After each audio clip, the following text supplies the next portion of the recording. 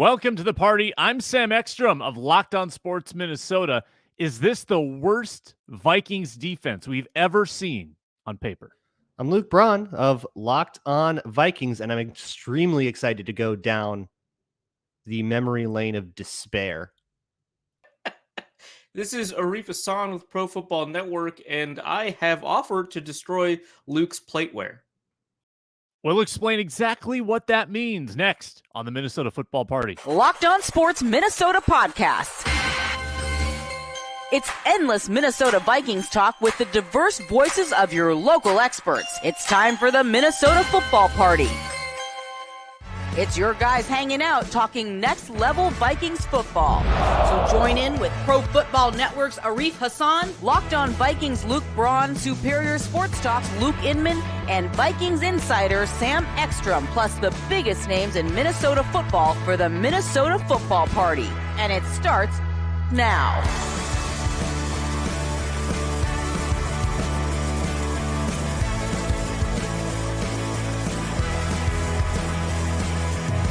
Happy Monday. It's a new week here on Locked On Sports Minnesota and the Minnesota Football Party. Sam, Luke, and Arif, three podcasters converging to talk Minnesota Vikings football for the next 45 minutes or so.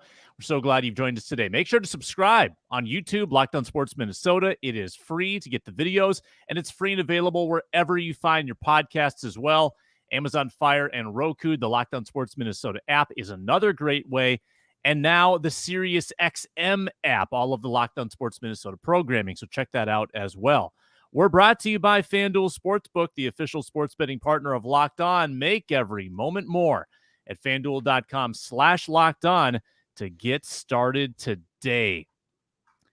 June 5th, today's date. The offseason motor's on. OTA week number 3 this week. Among the topics today, Dalvin Cook remains just a big mystery, big question mark. What are the Vikings going to do with him? The reports have been that a move is imminent, but it appears like that move is maybe not as imminent as we thought. Dalvin Cook could be traded, could be cut, could he even show up to mandatory minicamp next week? When is this all going to come to a head? We continue to discuss the Dalvin Cook saga. Is this the worst Minnesota Vikings defense we've ever seen on paper? We'll debate that.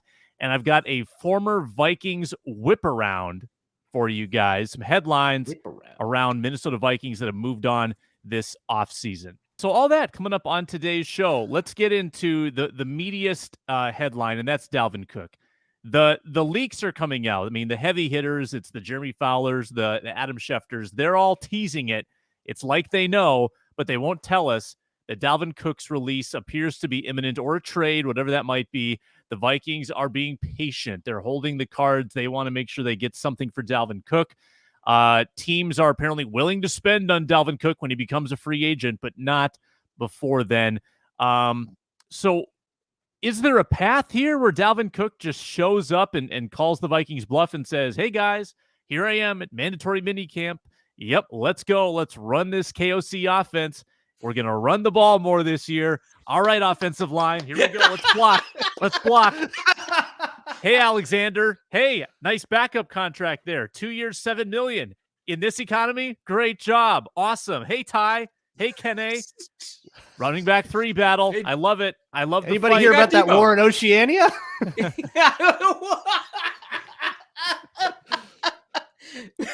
We've certainly always been nothing to see here. We've always been at peace with Oceania. We're at war with East Asia.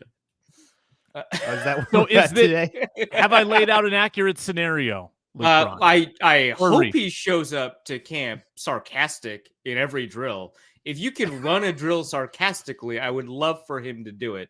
But like mechanistically, he should show up to minicamp first to avoid fines, right? Because mandatory minicamp is subject to fines. But second, because it increases the Vikings trade leverage, right? The more that they can convince other teams that Dalvin Cook returning is a viable option at some price, right? You know, it wouldn't be this one. The more there's another, player on the market, and the more that increases his value, right? If Miami is like, hey, we'll trade you a 6th-round pick for him, the Vikings are like, we could just keep him. We're not going to do this for a 6th-round pick. A 6th and a 7th, yes, but not a 6th. right? Like I think if you add the number of potential buyers, which includes the Vikings, that's going to be a good thing for Minnesota. For Dalvin, obviously, it allows him to avoid any appearance of a fine, and also his own leverage will go up because part of the trade negotiations are contract negotiations, and so if he can go to Miami and say, "Hey, the Vikings are offering me, $8 million a year. You're going to have to do a little bit better than that." That's going to help him too. So I just think that just generally speaking, it would be good for him to show up. It'd be weird. If he holds in, does he get fined? I don't know how that works. That's the whole point of a hold-in. Nice. That feels like the move then. Show up, don't do anything, don't get injured, but don't get fined also. Yeah.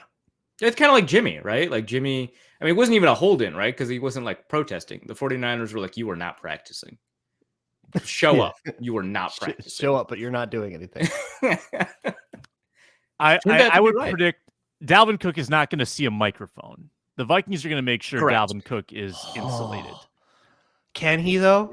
Truth to all rumors, Dalvin Cook. Man, I don't know. I mean, I think if he shows up, I don't know if we see him. I'm so like you might get a pic of him on like sweats chit chatting with like CJ Ham and Alexander Madison, which would be fine. Yeah. Yeah, do that. There is a new parody song. I believe it dropped today. I don't know what clever person made it, but it's Hamilton. It's the first song of Hamilton with Dalvin Cook singing it. That was the first joke I made when Alexander Madison got drafted. Yeah. Yeah, that sounds about right. Prescient. I'm pretty sure I've tweeted that like 3 times. Yeah. It's really, like, lyrically, it's really good, up there with Luke Braun's Bo Burnham parody. Oh boy. I mean, not there, not to those heights, but close. I haven't seen it. So I saw the Madison thing hit my feed. I didn't actually play it. Did not know about Luke Braun's Bo Burnham parody. You can go to the Locked On Vikings YouTube channel. It has been. I won't. Okay. Oh, by the way, Arif's going to ruin Luke Braun's, what did you say, flatware? Plateware. Find plateware. Because, Luke Braun has a wedding venue, an undisclosed wedding venue. An undisclosed disclose my wedding venue. Wedding venue at an undisclosed location. Yeah. Run by the most has-been person I've ever heard of. Love this guy. Does he watch the show? Very excited. Can we talk about him openly? No, we don't have to. Please do. So that's fun. Very excited. Yes, as are we. Dalvin Cook is linked to the Miami Dolphins.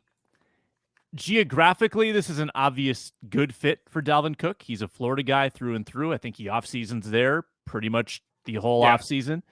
Raheem Mostert, not the healthiest guy in the world as your RB1 there. Just like Dalvin, let's be honest. That you're not wrong about. No, that. he had his shoulder. He had his surgery. It's over, Arif. It's done with. It's in the past. We're good. The invincibility surgery that he had was a great success. He no longer has to Ian Rappaport to tweet that be tackled.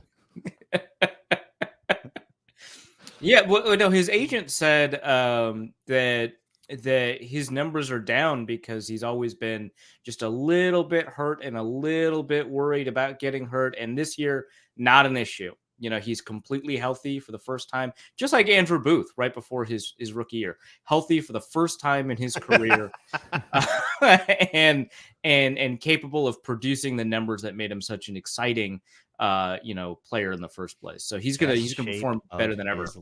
Best shape of his life. What do you think, Dalvin Cook? Because I see a lot of people, maybe I would call them uninformed, people who say, man, there's a top 5 running back hitting the market.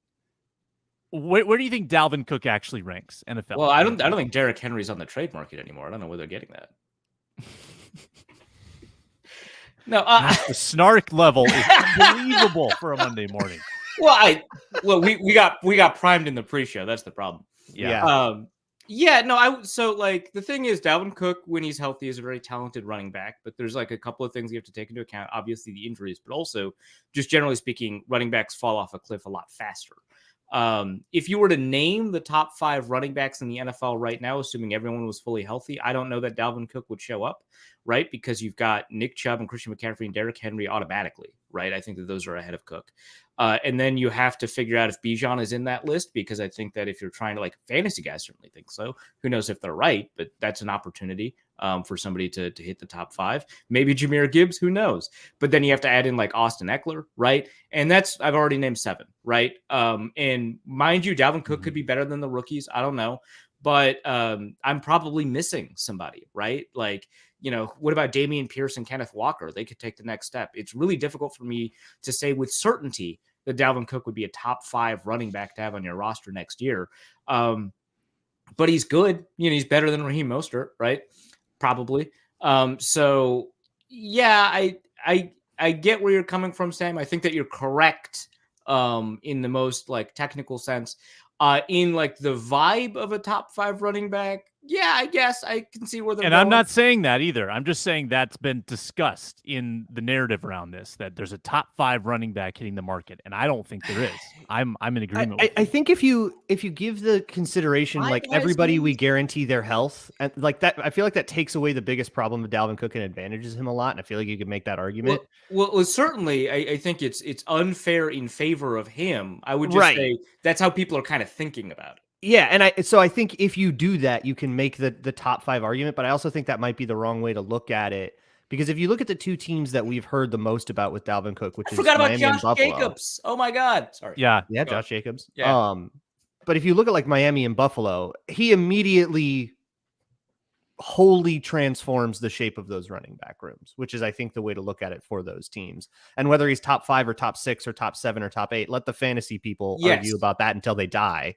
Yeah, and that's kind of what I was getting at with the vibe thing. Like, he's not a top 5 guy, but from a vibes perspective, you get it, right? Why you would say that when you're talking about the way it changes, say, the Buffalo Bills offense. And speaking of the Bills, I know that Jeremy Fowler mentioned that there were 2 AFC East teams that were in the hunt for Dalvin Cook. So presumably one of them is obviously Miami. But somebody said, I've heard back, like, I don't know if this person's credible, that's why I'm not naming them. I have no idea. But somebody was like, I've heard actually that Buffalo is not the other AFC East team, which to me would automatically make it the Patriots. No chances at the Jets, with like Breece Hall. Makes kind of more sense to be the Patriots, yeah? Yeah, right. Because they've got like Damian Harris, right? Or do they get rid of him? I don't know. The Patriots. I have no idea who's even on their team. The Patriots' whole deal is like having another talented running back that can do a bunch of stuff. So, certainly there's a couple of AFC East teams that we could see taking advantage of Dalvin Cook, and certainly it would improve their offense in some way. But yeah. Ramondre Stevenson. He's good. He was good last year. And then like Ty Montgomery and James Robinson. Yeah, it's okay. Let's say it's the Patriots. Let's say the Patriots. You should absolutely do this. Hey, Patriots. Ramondre Stevenson's good, but like at what he does, he should not be a down. So they did get rid of Damian. Okay, all right. In the 1%, like I think we assume that Dalvin Cook probably goes to these teams and is the number 1 guy, at least in terms of workload. Whether that's 70%, 60%, 80%.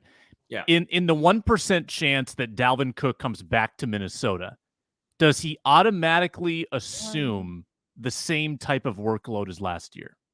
Or does Alexander Mattison see a dramatic increase? The only scenario where, and I understand I'm answering a lot of questions first, sorry about that. The only scenario where I see Dalvin Cook coming back is one where he takes on the majority of the workload, because the Vikings would not turn down, cutting him, nor would they turn down a trade offer just to make him a 30% back. Like, I think that's like a 60%. Too significant a cost to not do that. Yeah. And you just had a lot of bluster about like Madison and all these other guys, but like, it's like a 7th round pick, and what is Alexander Madison making? Like, it's not even that much. So like 3.5 per year, right? Yeah. It like feels a little weird because like we all got used to the idea of Madison and the Madisonettes, but like that's what we all got used to. But like, it'll take 2 seconds. We'll be like, okay, we're the Dalvin Cook team again. Yeah. Yeah. I would be I would mourn the loss of a potential Ty Chandler or Kene or Dwayne McBride inclusion into this, because they their roles would clearly be shrunk down to something not meaningful. Mm-hmm. I will say this. I want the rotation. I really want the rotation. I want something new. It's been a while. Yeah. It's been a long time. We had a taste of it with Jarek and Latavius, and that was fine. They were also forced into that, not by choice. Yes. Don't forget Matt Asiata. How could I? Was this the Ben Tate, the Ben Tate season? Oh my gosh. That was 2016, right? When everybody got hurt.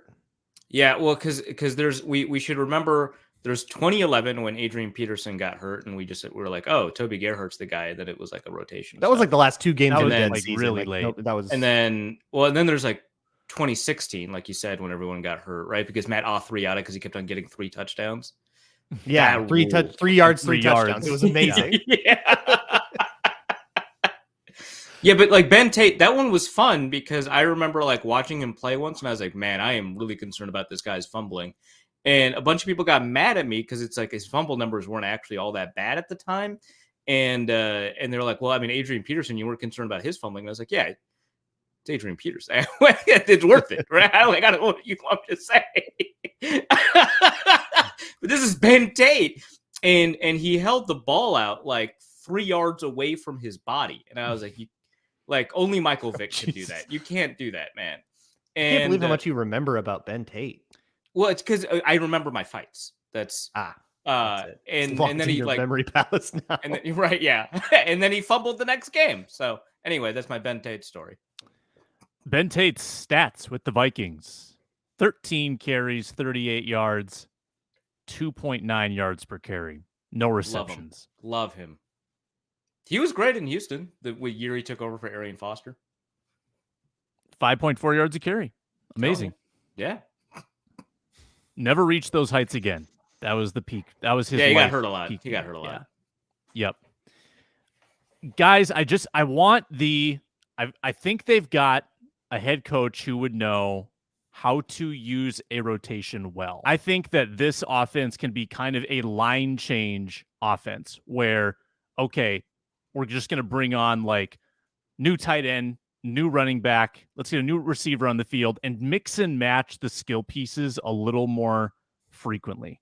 Okay, so this is so I've got a couple of unrelated thoughts I'm just going to dump. One, I feel like O'Connell and the Rams offense have struggled historically when they have been forced to use a rotation versus having a back that they like to lean on. And I'm remembering when Todd Gurley went down, they ended up just kind of going with CJ Anderson. That didn't really work out well for them, even though Anderson's numbers were good. The offense kind of struggled a little bit.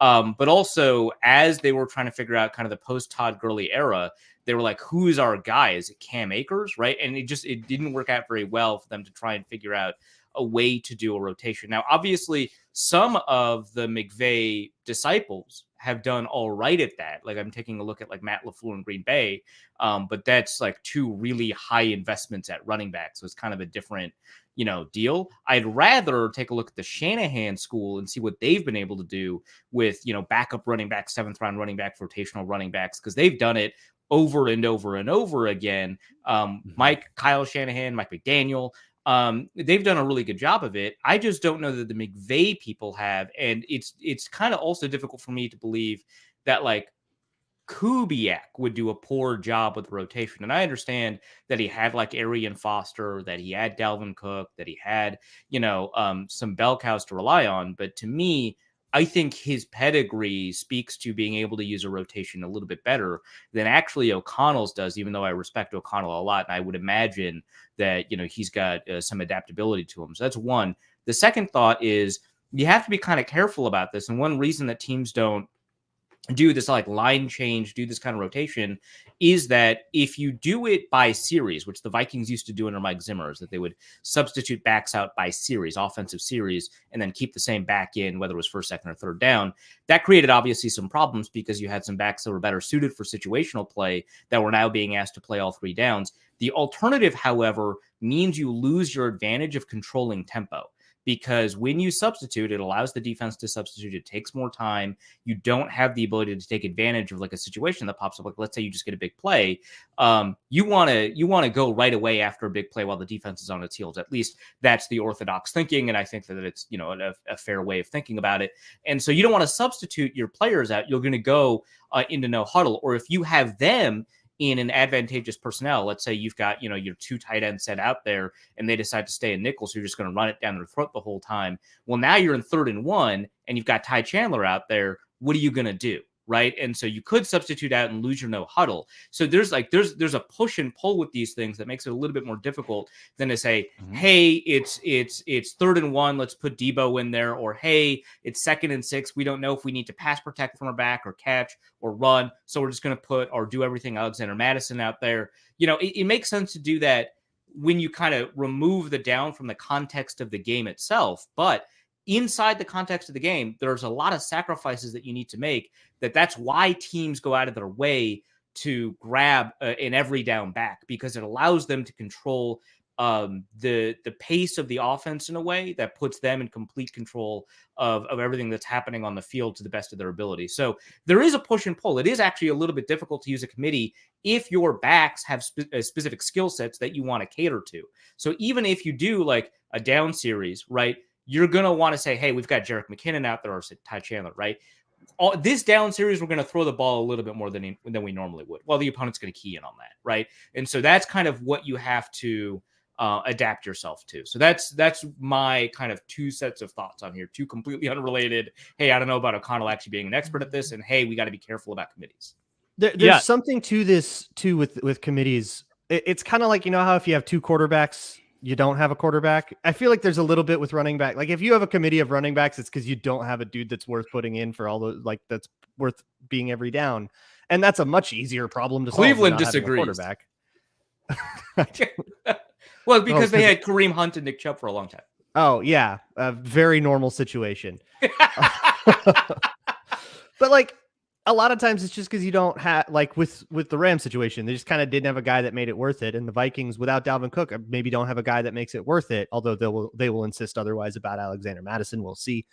But it's also, if you have Dalvin Cook and then a whole bunch of like Justa guys, you're not going to want to put the Justa guys in just to mix it up. That feels like, hey, let's like throw Nick Mullins in for a snap just to mix it up, just like, let's get a little different.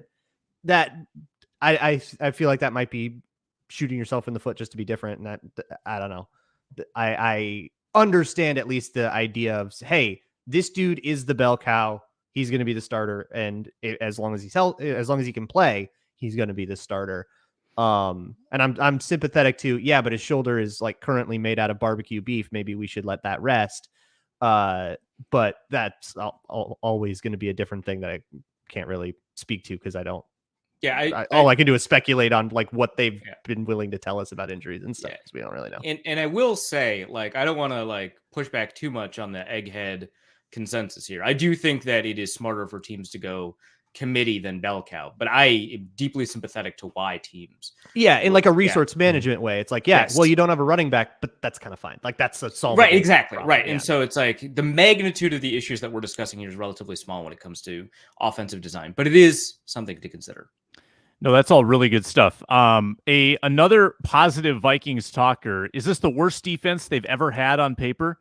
We'll talk about that after I remind you that we're brought to you by FanDuel Sportsbook. Make a fast break to the FanDuel Sportsbook app for the NBA Finals. Game 3 is on the horizon, and new customers get a no-sweat first bet up to $2,500. Yes, $2,500 back in bonus bets if your first bet doesn't win. They've got other great promotions at FanDuel like odds boosters, bet 5, get 150 they've had recently. It's a safe and secure app that you get paid instantly when you win. No better place to bet the playoff action than at America's #1 sportsbook. FanDuel.com/locked-on. FanDuel.com/locked-on. Get that no sweat first bet up to $2,500 back in bonus bets if your first bet doesn't win. It's FanDuel, the official sports betting partner of the NBA. All right. Vikings defense. Let's just frame it up big picture here. A lot of departure, a lot of turnover, a new scheme being learned for a defense that was 31st overall last year Yep. So if you take out the Brian Flores variable, which everybody's banking on, that is the kind of the only thing that's going to save this. Personnel-wise, on paper, have we seen a more lackluster Minnesota Vikings defense than this? I'll wait. All right. Maybe you have one. I'm going to go first because I know Luke is a little bit more schooled in Vikings history and what those depth charts might look like. The two that come to mind for me for worst defensive performances were 2013, which on paper actually looked a lot better. So I'll dispense of that. It had Jared Allen and Kevin Williams and those guys were old though. Yeah, no, I know, but this is, again, we're doing on paper, right? And yeah, you can put aging curves on paper. Part of on paper, yeah. Yeah. But I think everyone expected that 2013 defense to be a lot better. So I think that going into the season, we were like, okay, yeah, Marvin Mitchell is your weak side linebacker, but Chad Greenway, Aaron Henderson had actually just come off of a really good year, right? And then you've got Jared Allen and Brian Robinson and Kevin Williams. And hey, Chris Cook is just coming off of a good year, and Xavier Rhodes is a first round pick. He's going to play really well. I think Harrison Smith, right? I think that defense is probably going to perform worse than this defense will, but I'm not going to say that on paper that was worst defense. To me, very recent history, 2020, on paper, that defense looks bad, right? Yeah, so you got your starting defensive ends that on paper look good. Unique Ngakoue, Daniil Hunter. Again, I don't know if Daniil Hunter will actually, we didn't know at that point whether or not Daniil Hunter would play. So on paper, he is there. He's playing, right? Yeah. But the defensive tackles are Shamar Stephen and Julio Johnson. The linebackers are Barr and Kendricks on paper. That's fine. Yeah. And then the cornerbacks are Hughes and Hill and Gladney. And we didn't know whether or not Anthony Harris was going to be any good. So he was a starting safety. And Harris on the franchise tag coming off an all-pro season. He was coming off, Yeah. And the reason he didn't get a long-term deal is because he had 1 year. He was coming off that year. That was unbelievable in 2018 also. I agree. It was an incredible year. It was a phenomenal year, right? I agree. But it's 1 year and it's at safety, right? That's I just feel like it's fair to be I don't know if you can do it again. They didn't give him a long-term deal. It was fair to be uncertain, but I think he was on paper his outlook was positive, and then right, it was positive. Yeah. But I would say you've got an elite safety in Harrison Smith, and then I would have projected Anthony Harris as an above average safety, right? And then you pair that with a secondary that's completely new. There's no understanding this defense, right? With Mike Hughes, Holton Hill, Jeff Gladney, and then maybe Cameron Dantzler, the guy that at the combine ran a 4.68 or whatever it was, right? It's that cornerback group and that defensive tackle group was really worrisome. We didn't know if Daniil Hunter would play. I think the 2020 on paper defense looks worse than the 2023 because you've got Byron Murphy, right? You've got, Marcus Davenport. I don't know what his on paper looks like for you, but I think it looks fine. Right. And then you've got Daniil Hunter who, Ngakoue, isn't it? I mean, it's, could kind of, that comes out in the wash. Yeah. Sure. Yeah. But I like that defensive tackle group a lot better, right? Maybe I like the linebacker group a lot less, but the cornerback group, I think I'm just a little bit more confident in. I feel like on paper, there are a lot of concerns about this defense. I would say I was more concerned about the 2020 defense. And that 2020 defense was 27th in yards, 29th in points, and we had right to be concerned. Luke Braun. And allowed more points in 2020. Oh, no, not quite. Just barely allowed more points in 2013 than 2020. The most points allowed the Vikings have ever had was actually in 1984, the Les Steckel year. I don't know how that one goes on paper because obviously that had. Yeah, let's rattle off some names.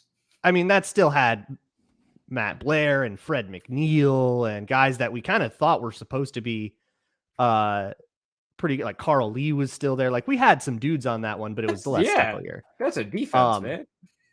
But that was the worst result. If you wanted to go with like the cheaty answer, you could probably go with like 1961 or 1962, where the only player worth anything on those defenses were Jim Marshall, and the rest of them like legitimately shouldn't have been in the NFL. I mean, they were like bartenders, and very soon they weren't. I mean, it was an expansion. Yeah. Like those were guys that they literally just needed some bodies, and they like weren't actually NFL players. So you could probably go with that, but that feels like cheating. I'm gonna go with 2002. Let me read this off to you. Kenny Mixon, Fred Robbins, Chris Hovan, Lance Johnstone. There is your defensive line. Linebackers. Nick Rogers, a 6th round rookie. Just making sure that wasn't Chris Hovan's rookie year, because I think his rookie year on paper, we expected more of him. So this is his third year. The last year he was a Viking. Yeah. So we're already upset with him on paper. Yeah. Got it. This was end of rookie deal, and then he went to Tampa. Greg Beaker at 33 years old, and Henry Crockett. There's your linebackers. Rookie Brian Williams, a 4th round draft pick. So we have a Caleb Evans thing going on. Eric Kelly is the other corner, and then Corey Chavis and Ronnie Bradford at 32. There is your defense on paper. Hey, what's up, Corey Chavis? There's some names. There's a couple of names that you're like, I remember that guy, but I don't remember if he was good. That's where I'm at. And a bunch of guys that I've never even like paid attention to. I mean, and that was the first year of the Mike Tice disaster defenses. That team went 8-8 and missed the playoffs. My gosh. Wait, 2002? 2002 was it's like 6-10, weren't they? Oh, you're right, 6-10. Yeah. And listen to these sack totals. Top 10 offense, by the way, and 6-10. That's Mike Tice, man. Yeah. Culpepper Moss. Let's call up Nate. Let's ask him about it. Sack leader was Lance Johnstone with 7. As a team, it's like unique. They had 24, 25 sacks as a team. That's so bad. That's pretty bad. Yeah. I'll say this about Corey Chavis. He did make a Pro Bowl the next year in 2003. And nice. I think kind of deservedly so. He had like 8 interceptions. But he was playing all right for Arizona when the Vikings signed him then. I remember that because I was like, hey, this guy's like doing a lot of draft work, and I know he's a former Viking. Let me like dig into him a little bit. And he's actually all right. Made 1 Pro Bowl in his career. It wasn't like he was like a Hall of Famer or anything like that. But mostly I'm just going to remember him for being extremely generous with his time and talking about obscure draft picks with me. So nice. Corey Chavis, good dude in my experience. I dislike this defense a little more than 2020 because I don't think the secondary is really that improved. In fact, I'm not sure that like Bynum versus Anthony Harris. Which cornerback is better than Byron Murphy on the 2020? Okay. Fair. Burt Murphy is the best of all the options. But also, I mean, we had not given up on Mike Hughes yet, right? This was his 3rd year and allegedly healthy. Some of us haven't. And one of them, some of us may have given up on him. He missed a year with the knee. He missed a whole year with his knee, and he had not been too bad that year either. Like, I think people were still I will be honest. I was spitting positives on him. Because I was like, hey, if you remove that Dallas Cowboys game, it doesn't look too bad. Yeah. I remember the bit I had on the outlier, but I'm not going to talk about it. Just go look up. You may find on my Twitter a Mike Hughes thread, and you should just go look at it very closely from that time, from that summer. All right. Yeah. Why don't we do that right now? Is it going to go down the annals just like the Ed Ingram thread will? I don't know what you're talking about. So do that on your off time. Look at it very closely and see if you can find the hidden message. Hidden message? Like the first letter of every tweet in the thread or something. Don't do this on the show. Would you like Braun to derail this conversation and tell us about Ed Ingram? Ed Ingram, your thoughts? Oh yeah, I did a long breakdown on Ed Ingram, which was I wanted to. I've learned a lot about O-line technique in the last week, and I wanted to use Ed Ingram to kind of practice. Show off. Practice. Because I'm probably still wrong about stuff. But yeah, some of the ways that I guess I've been saying for a long time, like Ed Ingram got better over the course of the season, and I feel like I can better defend that take now. But basically the differences in like the subtleties of the way he plays. You know, if you remember, you might remember a story in the preseason about Ed Ingram giving up a sack, and then he said like, "Oh, I overset on that one."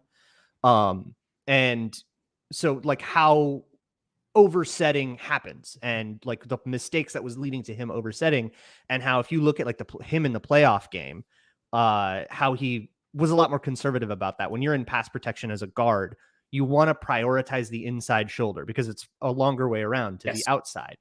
And he like there's a really bad QB hit he gave up in the Washington game where he was punching at the outside shoulder with his outside hand from a bad base. He was like reaching into it, totally ruining his base, gets killed inside.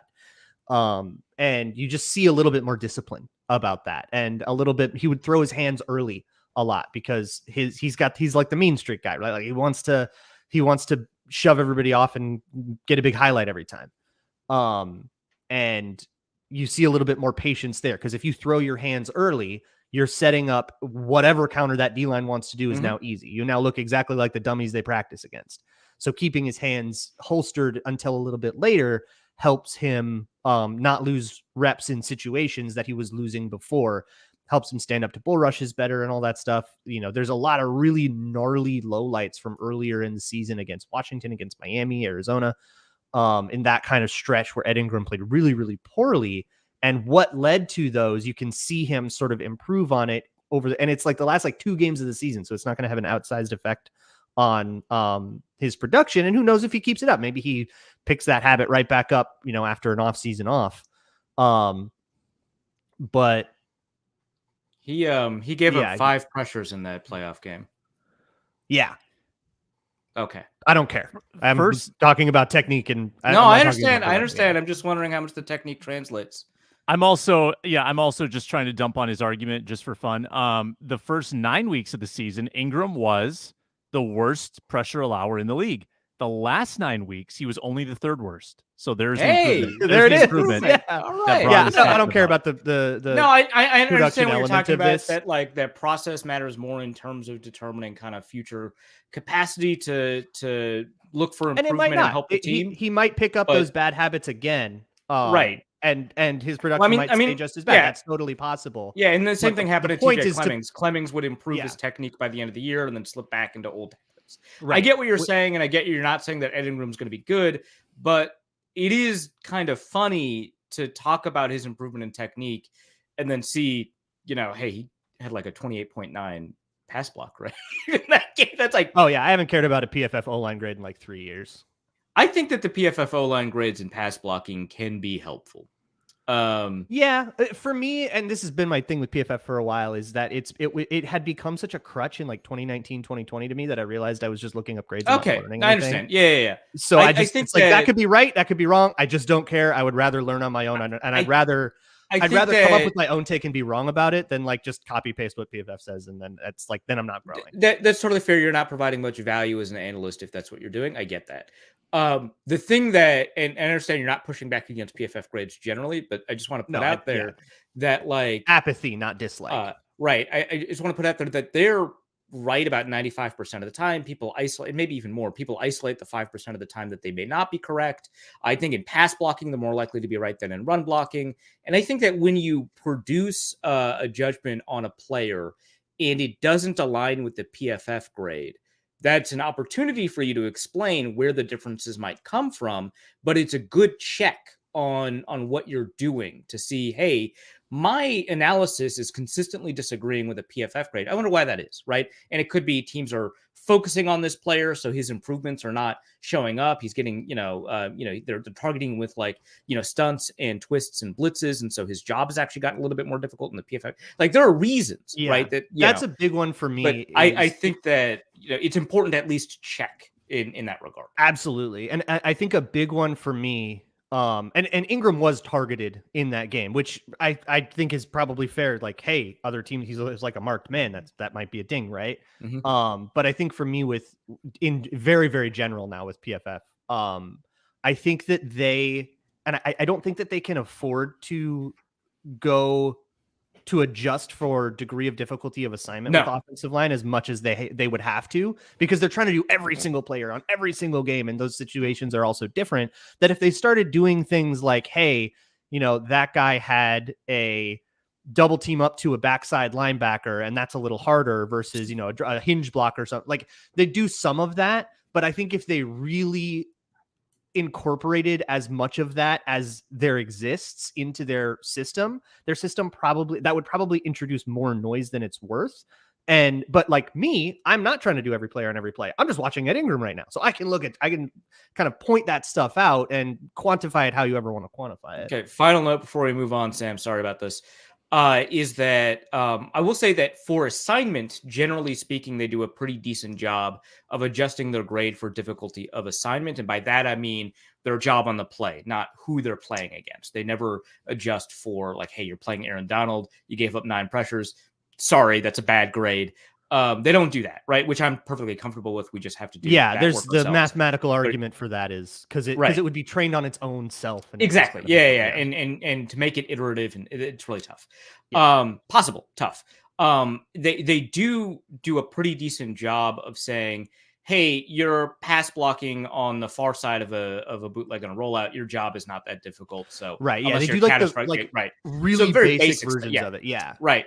And in order to kind of extract themselves, at least from a pass protection standpoint, from all of that, from saying, hey, this is like a really complicated, they do the true pass set thing, right? Where they look at your grade on true pass sets, which is just basically basic drop back passes that do not involve like play action and they get rid of quick game and stuff like that. And in that, Ed Ingram still looks really bad. So there's, I don't know, there's just something there that's kind of worth, contrasting with and saying, hey, if these technical improvements are real, and it sounds like they are, right? And like I had to do the same thing when I was breaking down Matt Khalil all the way back, right? It's why do they not, produce the kind of results as far as we can measure results using an external grading system? And that's a good conversation. Doesn't mean you're wrong or right. If Ed Ingram continues to struggle, which is very possible, then the next step goes, okay, let's watch and see. Is he still doing those things correctly? And is there something else he was doing wrong that I just missed? Okay. Or is he not doing those things correctly anymore? He slipped back into old habits. Both of those things can be informative. And I want to be abundantly clear. No part of that entire Ed Ingram thing. I did a podcast episode on it. I did a Patreon piece on it. There are no predictions in any of it. I'm not predicting anything. I'm just showing you, hey, look, here's some offensive line technique stuff. How about, and check out Braun's work Patreon on Ed Ingram. How about this for a take to put a bow on this? Ed Ingram was no worse than Ezra Cleveland down the stretch. Ezra had a horrible playoff game. He and Bradbury were at the wrong end of most of the Dexter Lawrence legend in that one. Ed Ingram got Leonard Williams. Ezra had some blow-up games. And the third most pressures allowed. He would be like pretty good, and then he would have like against Washington, just the worst game. Washington was brutal. Oh, was that brutal? Like, and then he would like play pretty well for a few, and then like totally. So I would actually somebody I want to look into. I would argue that obviously the playoff game matters, but I would argue playoff game aside, right?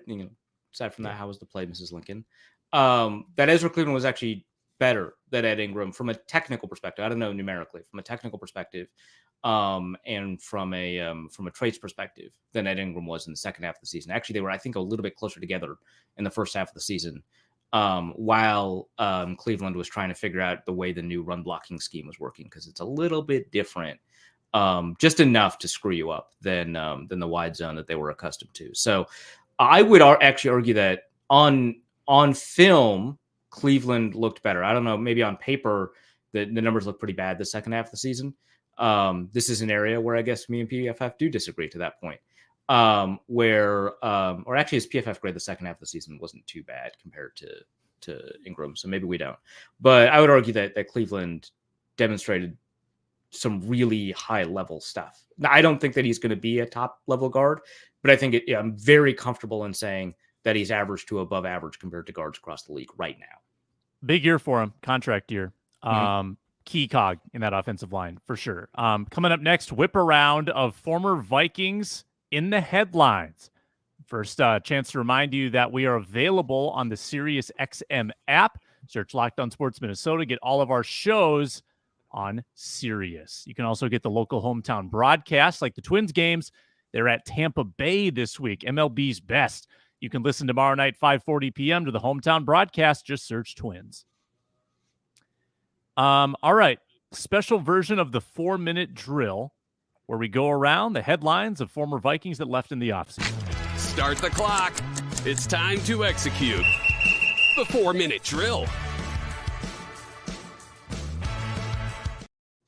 I'll give the headline. We get 1 minute to react to each of them, starting with Cam Dantzler. The headline, he's cut. Cam Dantzler is cut in Washington already. Thoughts on, I guess I assumed he would kind of last a year somewhere. Surprised? I would have thought that too. They drafted his replacement in the first round, Emmanuel Forbes. But the pre-June one or the they just needed their new Cameron Dantzler. I thought I was being spicy when I earlier in the offseason, I was like, I wonder if Cam Dantzler doesn't make the team in August. And apparently I was just like still way too high because he's now been cut by 2 teams. Right. There's only enough room for one sub 170-pound Mississippi State cornerback on this roster. Only one podcaster in that secondary. Spider-Man meme when those two got in the room together. Yeah. All right. Headline number 2. Irv Smith Jr. is quote unquote entrenched as the Bengals tight end 1. Did the Vikings make a mistake? I would be deeply concerned about Irv Smith if he wasn't tight end 1 in that room. Right. The next guy's like Drew Sample. Yeah. And then Patriots reject Devin Asiasi, who draft people loved. I remember that. But like Patriots already got rid of him. It's more a product of the room than it is Irv Smith, and economics. Like the money they would have had to give him to give him a second contract just probably wouldn't have. Yeah, and it's the issues with Irv Smith in Minneapolis were primarily injury related. Although when he got back from injury, he did not produce in a big way. His rookie year was fine when he was finally able to see the field. That's great. It's good to bank on. I would imagine, especially in an offense that has those 3 receivers, and assuming that Joe Mixon plays, that running back group. He's just not going to see that many targets. So it's good for him, but it's probably not going to be very productive. It does seem like the Vikings have let a lot of players go, and some of them I totally endorse letting him go too. But they've let a lot of players go that could have pretty nice years. Like maybe they wouldn't have in Minnesota, but in their new environments, they may have very nice years. Adam Thielen, Irv Smith, Duke Shelley, I don't know what his role is going to be. He was not among the headlines. That one I am so interested in. I think I hope he thrives. Get him to the Pro Bowl. Oh, 100%. I love him so much. Yeah. Starting preseason week 1, we will have a segment called Duke Shelley Watch. Yeah, Duke Shelley Watch. We can come up with a new name for it, maybe something catchier. But yes, we are going to be tracking Duke Shelley throughout the year. If he starts and ends up playing horribly, we could just call the segment Shelley Gets Shelled, right? Like that's... Oh, there you go. Or how about Shell Shocked? Ooh. Let's describe him or the Vikings after seeing how well he does. I'll try to get the big voice guy to do one of these animated. Ooh, yeah. Ooh. The possibilities. Patrick Peterson is taking Joey Porter Jr. under his wing. Why would we be surprised? I would expect that. I'd be disappointed. Like half the draw of Patrick Peterson. What he does for your young corners. Remember when he looked Dane Mitsutani in the eye and he just said, "I'm a leader." And then I'm a born leader. I'm a born leader. I'm a born and he leader. didn't say anything for like 10 seconds. You bring that guy into your locker room, he better take Joey Porter Jr. under his wing. Yeah. Otherwise, what's the point? No, I mean, I would expect that. And Peterson is always very generous with his knowledge and his time and his wisdom. He revels in it, in fact, which is fine. But not surprising. You'd hope for it. And it's always good for a player to have multiple influences of Hall of Fame level talents. Let's allow him to mix in some lessons from not just Joey Porter Sr., but also Mike Tomlin and Patrick Peterson and everybody that Pittsburgh has available to them, which is just an embarrassment of riches at this point. Yeah, I feel like if we are looking back at the 2023 draft and we get to look at a Johnny Flynn, Steph Curry thing and say, woe is me and whine about it, I feel like Joey Porter is the most likely guy to do that. All of the post-draft stuff was crying about how we didn't get a quarterback, but not getting Joey Porter, I feel like he's so destined to succeed in Pittsburgh. It feels so right. Yeah. It does. If Jordan Addison, it doesn't. Yeah, that's the most like. There's probably another one, but off the top of my head, that's the most. By God, I hope he makes it out of the first 2 rounds. Yeah, right. If anybody, if he draft, doesn't, if he like busts out, yeah, that is the biggest bummer of all time. Right, like it's like Anthony Richardson could flame out, but whatever. Like I hope he does well, but if he does, yeah. But it's like we knew that there could have been, yeah, right. And it's like Bryce Young. Well, I mean, he's a child. It's fine, right? Like I get it. Joey Porter Jr., like, come on, man. This is destiny. We can't. Although if Will Levis like blows up in Tennessee and becomes an all-pro, I mean, we're not going to hear the end of it. No, which, you know what? Fair. Right, yeah, that's the risk they took. I'll take my L. Didn't 3/4 of us project Joey Porter Jr. to be the pick too? Like, we all wanted him. I was saying, like, on live stream, I was like, Joey Porter, he's there. Oh, my God, pick him. Yeah. Jordan Addison would be cool, too. And then Yeah. Last one, Eric Kendricks, new Charger, ranked as the number 12 linebacker in the league per PFF. Too high, too low, just right. Okay. Yeah, it's fine. I don't know. It's a preseason ranking. PFF is probably taking a look at the last 3 years of Eric Kendricks data, applying an age curve and saying this is probably where he's going to end up. And the prior 2 years before this last year were quite good. And so having him appear 12th, even after applying some like age, magic or whatever, that all makes sense. But I don't know. I mean, it's nice that he's back in LA. I'm really happy for him. It seems like that he really wanted to, if he wasn't going to be in Minnesota, be in LA. 12th best linebacker in the league is kind of a lot, but I don't know. The league doesn't really have like a ton of good linebackers right now. So sure. I'm really curious what I ranked him. It's very forgiving of his 2022, which is there's a reason to be forgiving of that. Let me see. My take would be that he has the least left in the tank of a lot of the guys that walked. Just my thought. Okay, I'm taking a look at real bad news to have him go into another Fangio style scheme. I think. Now did I not do linebacker rankings? That was really bad for him, and now he's like still in it. Mm-hmm. Let's see what I got. Hold on. Best linebackers in the NFL 2023 by Arif Hasan. Let's see where he put him. Uh-oh. Yeah. Well, not in the top 10. Tell you that much. 14. See? That makes sense. You're in lockstep with PFF. Evidently. It's because right below him was like Devondre Campbell, which I think is a fairly similar story, right? Last year, huge drop-off relative to his most recent seasons, but Eric Kendricks has a longer career of playing well, which Devondre Campbell is like the one all-pro season and one pretty decent season. Then CJ Mosley, kind of a similar story. Then Devin White, is this Devin White truther? I don't know how to put it, but I'm not a huge Devin White guy, but I think he's a little bit better than the analytics say, so I put him at 17th. Then Foya Luakun, I never know how to pronounce this guy's name. Bobby Wagner. Okereke? No. What? Wagner's above him. Bobby Okereke, Indianapolis. Because every time I pronounce it, someone's like, actually, his pronunciation is this. And it's like, oh, well, that's what I used like 3 pronunciations ago. Okereke. Sure. Is it actually? I don't know. Sure.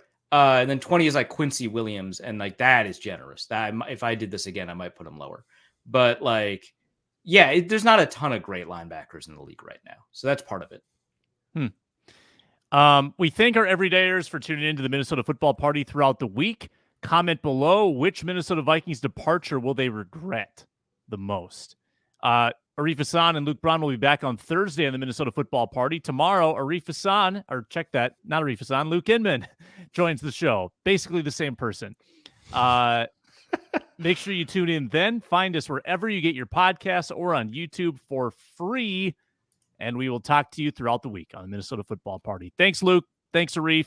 And I'm Sam Ekstrom saying goodbye for today on Locked On Sports Minnesota.